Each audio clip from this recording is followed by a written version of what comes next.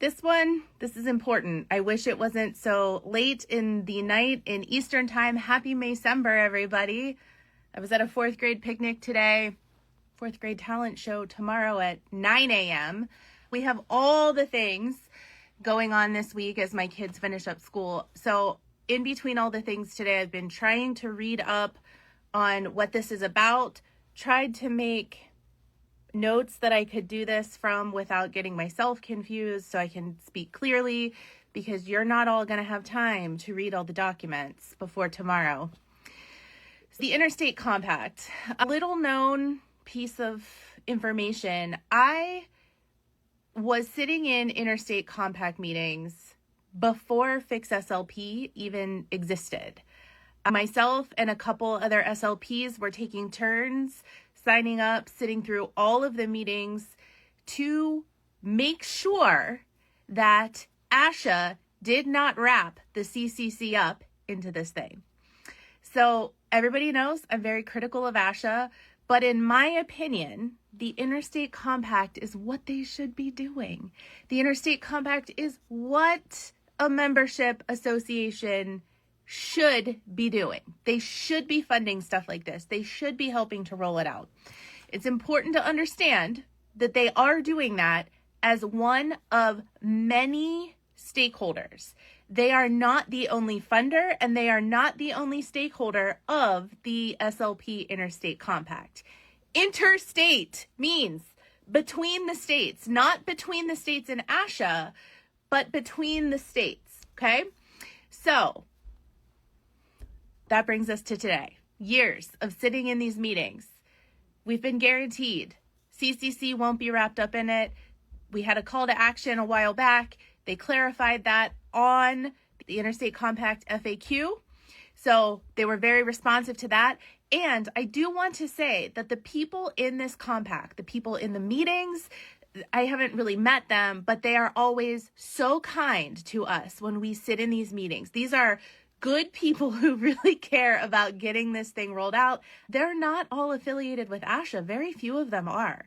So what we're going to talk about tonight, I have some major concerns. Let's keep in mind that whatever you decide to do through this, that we need to be respectful of them. They don't know what they don't know. Some of them do know. I don't know. While all of you were working, seeing patients, surviving productivity, I was trying to survive Maysember and figure out what happened in the rulemaking process, because admittedly, as this thing has rolled out, it's rolling out in my own state now. We have not been sitting in these meetings like we have been for the past 3-4 years. So we've missed some things. There is a rulemaking process, and I feel like it was very quietly opened. The Interstate Compact posted it to their website, and ASHA posted it. But unless you know to regularly look at those things, which who does, you would not have found out about it until yesterday, May 26th, for a May 28th deadline. ASHA has already showed us who they are, right? Do we expect anything different? No, we do not. Can we get mad? No, we cannot. We can just fight back, okay? A lot of us, including myself, had no idea what was happening until right now, or until today as I've been reading. First, let me explain what the compact is. It's the Audiology and Speech Language Pathology Interstate Compact, which is designed to create licensure portability.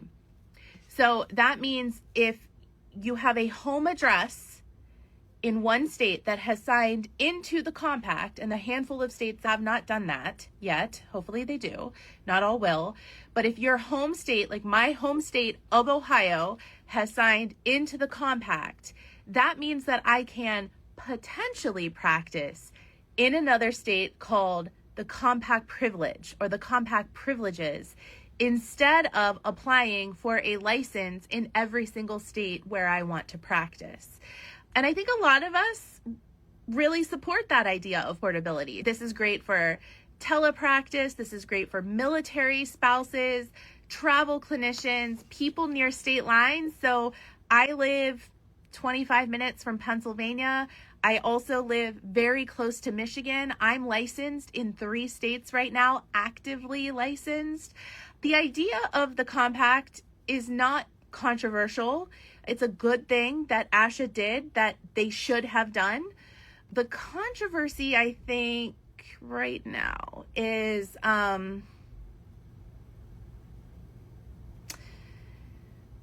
who has the authority once the states join?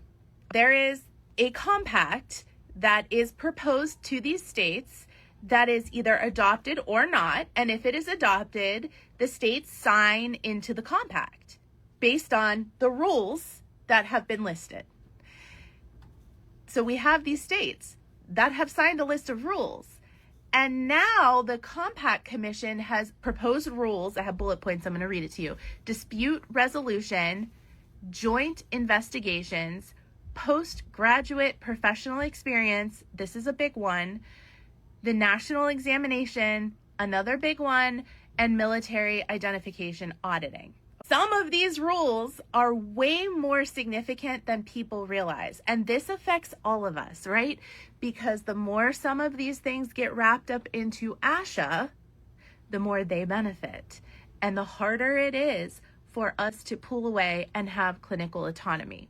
I think the biggest thing we need to look at, because this is relevant in many states right now, is this postgraduate experience.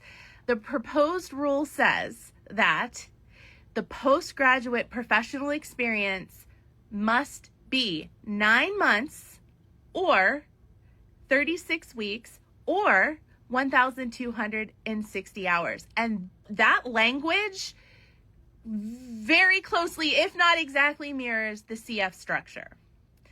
And I am not saying a postgraduate experience shouldn't happen. I've never said that. I think it's up to the states if they want to. So North Dakota does not have one. They can't sign into the compact. The current language just says they must have one. There aren't rules about weeks and hours and months.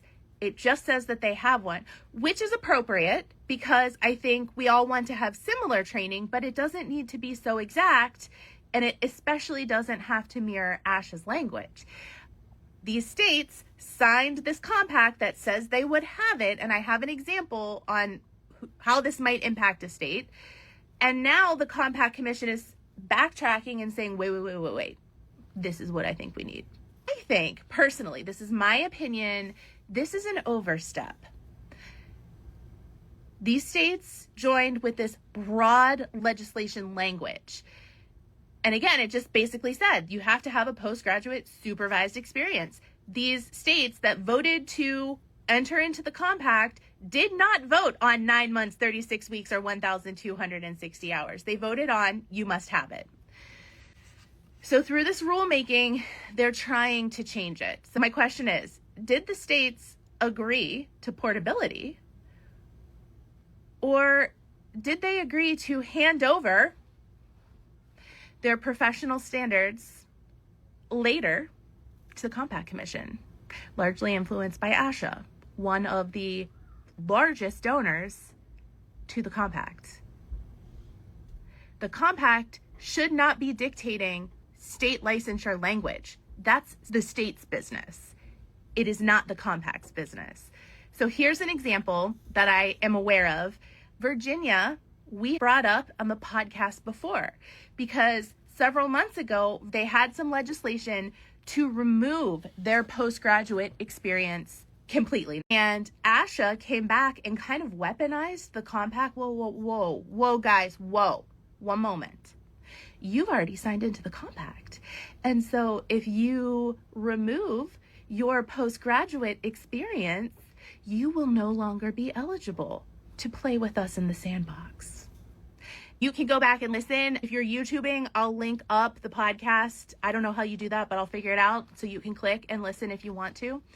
That was a problem. So weaponized the compact against what the state wanted to do. So Virginia didn't do it. But Virginia's postgraduate experience is 6 months, not 9 months. So here we are again. Virginia already has a pathway that they have had for, I don't know, years, decades, who knows? They've signed into the compact, and now the compact wants to impose different standards than what Virginia signed into. That's the concern. And I think it's a fair question to ask, is this right? They've already voted. All of these states have already agreed that all you need to have is a postgraduate supervised experience. That's it. Why are we changing it to ASHA language? Sounds suspicious. Sounds similar to ASHA standards. 9 months, 36 weeks, 1,260 hours. I noticed too that when you look at what this open comment period, and ASHA has posted about it, Ms. Susan Adams, ASHA's Director of State Legislative and Regulatory Affairs, has been heavily involved in compact development and implementation discussions. And she is a paid lawyer from ASHA. ASHA pays her thousands upon thousands of dollars every year to represent them. She is a main player in the Compact Commission, and you're sending your comments to her as part of this open comment period. It's like Pee Wee Herman used to sing, connect the dots, la la la. Follow the money. Who's benefiting from this changed rule? I think we need to ask ourselves that. Who's benefiting from the rule that they want to change? And are they gradually aligning with ASHA? Okay, ASHA can't get the CCC in, but we can protect our profit. We can protect our pay-to-play multi-level marketing scheme in this way that's barely legal. So this matters long-term. This is a long-term decision that we would be ignoring if we don't comment, because if ASHA standards become embedded into that compact language, it is hard to change later. What they're doing right now should be hard. And I think if I wasn't here blowing this up now, and hopefully for the next not even 24 hours, I think maybe we can speak up and make it hard. But we're all going to have to share and come together. We don't want to get locked into that ASHA framework. There's a lot of things that need to be done in this field, and aligning ourselves with ASHA CCC and accreditation model does not need to be one of them. States should have the right to make their own licensure laws without the compact influencing what they do. The next thing is the national exam rule. The proposed rule formally recognizes the praxis exam as the approved national examination. Again, we need to ask, who controls these standards moving forward? There can be another national test. There's not right now.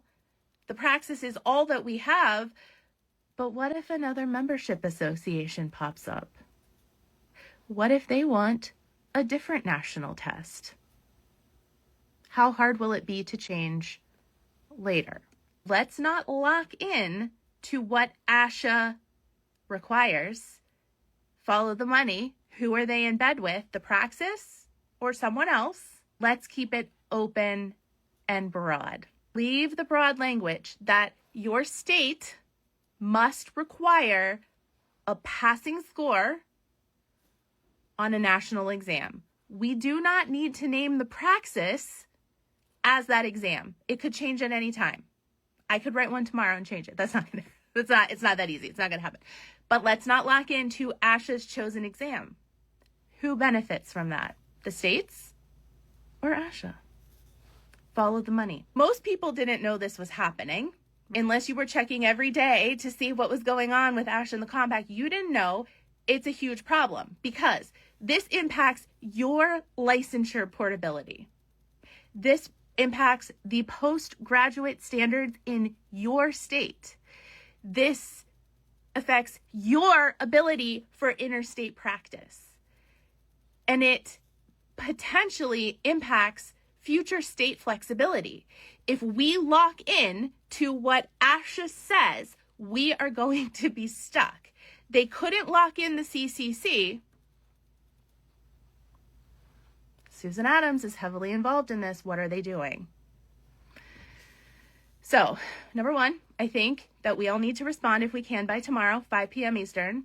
But in that response, I think there is a legitimate argument for extending this comment period because these are substantial professional government issues. These are real problems. This is a real impact.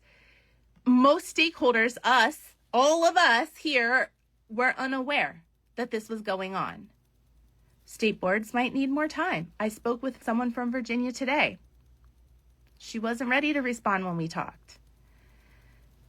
What about other states that have been considering changing their postgraduate experience? Are they ready to change their licensure laws? Are they ready to become ineligible for the compact that they've already signed into and done a ton of work on? So state boards might need more time.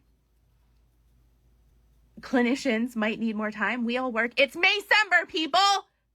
Our school SLPs are writing IEPs and doing all the things. We have kids and grandkids and nieces and nephews and graduations. We need more time to put together a thoughtful response, and a rushed process doesn't build trust. I opened this with saying the Compact Commission has been great.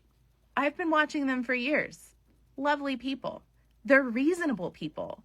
I think it is reasonable to ask for, a 1 to 2 week extension for this thing. Who should the comments go to? So I wrote this down. I have some notes here. The website directs comments to info@aslpcompact.com. I'm pretty sure those might go to Susan. I'm going to recommend copying as many emails as we can get on your comment. I will get those in a post. I need to get this video onto YouTube first so people can start thinking about what they want to say. Here are some talking points, and I'm going to read some bullet points here. Number one, states joined the compact for portability, not to surrender their licensure standards over to the Compact Commission, heavily influenced by ASHA. Okay. States joined for portability. The states have the right to decide. ASHA doesn't have anything to do with this. ASHA is supposed to, in the next several years, phase out. This is an agreement amongst states. We should not be surrendering our licensure authority to the Compact Commission. This is what I wrote. The proposed postgraduate requirements appear to create a de facto national standard that some states have not explicitly adopted. Virginia, we're looking at you. You've already signed in. The public comment period, publicly announced, posting it to the ASHA website and the Interstate Compact website, was not sufficient. It was not sufficient for stakeholders to meaningfully participate, and it needs to be extended by 1 to 2 weeks. And future rulemaking should prioritize transparency, broad notification, and preservation. These are the words I like. Preservation of state autonomy. Okay? So at the end of the day, this is bigger than just, the compact's rolling out there. No, this is about governance. It's about transparency. Follow the money.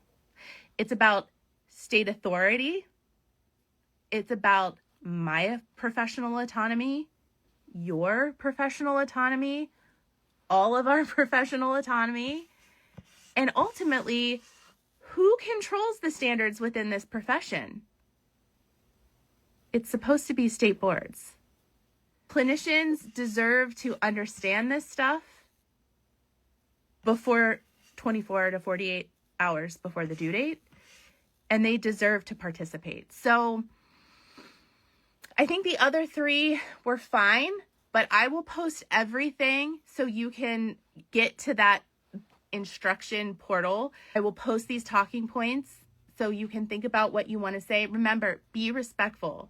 The Compact Commission is made up of a lot of good people. They have always been kind and helpful and quick to respond. ASHA is only one portion of a much broader group of people. Everyone is supposed to be cycling out, so it is independently running as an agreement amongst states. So again, we need to be careful about locking in to ASHA language because it's really hard to change later on. When this post, if you have comments, you can comment underneath. I'm sorry this is so last minute. We're doing the best we can, right? This was the fastest way for me to get with you guys. So have a good night. Enjoy the rest of your week. Hope you all survive Maysember, and hopefully when I see you again, it's not like rush drama. Bye, guys.